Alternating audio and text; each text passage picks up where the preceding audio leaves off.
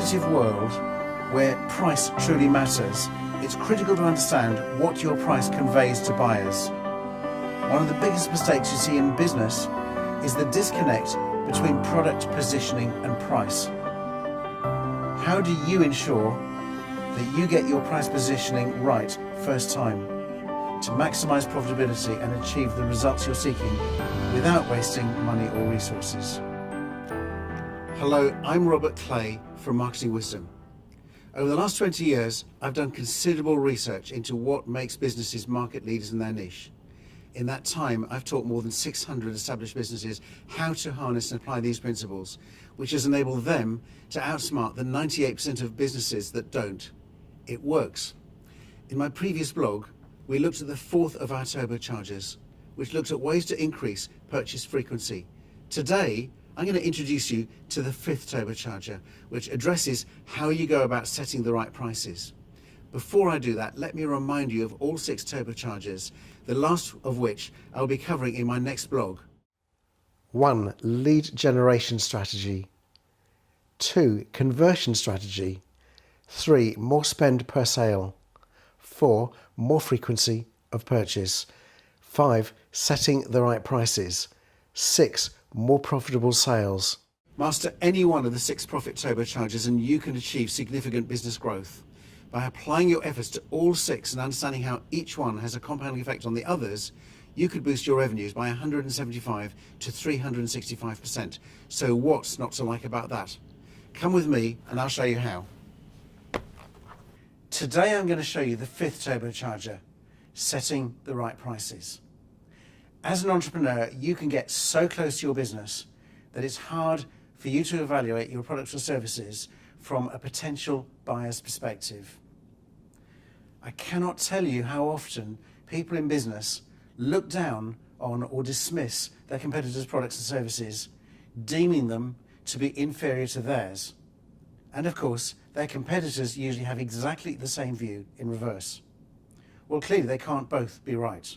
Fact: if you ask entrepreneurs to rank their abilities compared to their peers, more than 85% sincerely believe they're better than the competition. Now, you may love your business, but you can become emotionally blinkered about the realities, whereas your customers are not. So how do you determine how your customers value your product or service, and then position those products and services and their pricing accordingly? So let's take a look at some of the factors that you should be considering. How do they see your product or service? How do they see the offerings of your competitors? What do they value in your type of product or service? How will they feel if they pay a lower price or a higher price? Do they perceive a prestige factor in this type of product or service? And if not, would they like to? To what extent are they sensitive about price? What do they think is a fair price for your product or service? And what do they perceive as being unfair? If you don't know the answers, then why not conduct a customer survey? Once you've ascertained what your customers really want and how much they are prepared to pay for it, the next step that you need to take is a considered pricing strategy, and not do what 98% of entrepreneurs do, which is the lazy person's guide to pricing strategy. Number 1, the most popular pricing strategy is cost plus pricing. In other words, you calculate the costs and then you slap a profit margin on top of it. Number 2, the second most popular pricing strategy is to match competitors' pricing. So in other words, you pick a price similar to your competitors and run with it. So where do you begin when it comes to finding the right pricing strategy? Whatever strategy you adopt, you need to understand what your product or service fully costs in order to establish the foundation on which to build your range of prices. There are 3 different types of costs to consider. The first one is sunk costs, the second one is overhead costs, the third one is direct costs. So let's just take a brief look at each one. Your sunk costs are those costs needed to launch a business or a new product or service. In other words, sunk costs are what you spend setting up your business and procedures so that you can either start manufacturing or start selling. For example, that could be research and development costs. Your overhead costs are the ongoing costs that will not go away regardless of whether you sell any of your products or services. For example, things like rent, salaries, utilities, accountancy and license fees. You're paying them anyway. Your direct costs are those that are directly required for the manufacture or the provision of your particular products or services. For example, a publishing house would have freelance writers and designers fees, photographer fees or image royalties. They would also have things like admin costs such as printing expenses and shipping costs and postage fees. Once you understand what your customer wants and what they're prepared to pay for it, and you've calculated the actual cost to your business, then the next step is to price your product or services profitably. That means knowing where to position your offering within your market.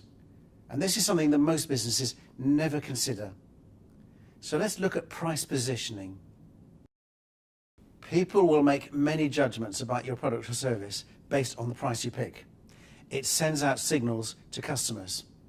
For optimal pricing, you need to be in charge of the signals you're sending. For example, pricing a new product with a low price will automatically cause customers to worry about its quality. Do you want to be the down-market suspect brand, or do you want to be the high-quality brand? There are only 3 positioning strategies for your prices. Option 1 is penetration pricing. In other words, it is pricing lower than your competition. Option 2 is competitive pricing. In other words, you are pricing roughly at the same level as your competitors. And option 3 is prestige pricing, where you are pricing higher than your competitors. The key decision you need to make here is the price position that you want to have. So let's expand on this a little bit more. Let's take a look at penetration pricing. Now, penetration pricing is when you price your products or services lower than those of your competitors. Most entrepreneurs default to penetration price positioning because they're afraid that nobody will buy that offering otherwise. So when is it appropriate to use penetration pricing? If your costs are definitely 30% or more lower than your competitors, and it would be hard for them to match your costs, is one of the times you'd use it. You'd also use it if you want to be one of the cheaper products in the marketplace, or else if you have fewer benefits or more negatives than most of your competitors. Companies like Amazon and Aldi are both examples of companies that run rings around their competition due to their logistics advantages. They are very, very efficient. This allows them to genuinely deliver a better service and decent quality goods for a much lower price than their competition, while at the same time remaining profitable. So let's now take a look at option 2, which is competitive pricing. Now, a competitive pricing strategy is the end result of an analysis of your competitors and the benefits and the negatives of their products and services, as well as an analysis of what customers want from products and services in your field. So when is it appropriate to use competitive pricing? Well, it's appropriate when the high price position is already owned by a strong competitor or strong competitors, or when you don't have the lower cost necessary to be successful at a low price positioning, or when customers in your category don't care for a luxury version, or you need more credibility before you can really compete at that level, or when customers in your category care much more about some other factor than price. So that might be convenience, it might be the terms you're offering, it might be celebrity endorsement. For example, Skoda, Kia and Hyundai used penetration pricing to gain a foothold in the market, and as their quality and their customer satisfaction ratings started to match and even exceed their competition, they then moved to competitive pricing very successfully. A prestige pricing strategy is where you decide to have the best quality and the highest or maybe one of the highest priced products in a market. This could be a luxury product or a high performance product. Companies that have the highest price positions in a marketplace are usually smaller. They tend to have less sales than companies with lower prices, but they are usually amongst the most profitable. So let's look at when it's appropriate to use prestige pricing. It's appropriate if your new product is very different from your competitors and offers benefits that none of the others offer. It's also appropriate if you have a large R&D cost to recoup and your new product is different enough that consumers will pay a premium for it. Or it could be if your product is of high quality or benefit to consumers than the competition. Or if your product will appeal to a smaller group of customers who are willing to pay more for a better product or service. For example, there are hundreds of hair dryers available. You could pay anything from £12 to £25 for a really good one. But the Dyson Supersonic hairdryer is a product that is so different from its competitors, there is really nothing else like it in the marketplace. Being at the forefront of cutting-edge technology, this hairdryer has a digital motor and intelligent heat control which monitors the temperature of your hair as it is drying so as to prevent any damage to your hair. It took 5 years to develop this product and it's of the highest quality. It can be purchased for a whopping £300 to £500. And believe it or not, it is selling like hotcakes. So there you have it. Let's take a quick recap. Consider this. If you've understood exactly what your customer wants and is prepared to pay for it, if you've covered your costs, and if you've positioned your offering correctly, just how much more profit would that equate to? Now that's something to think about. I'm Robert Clay.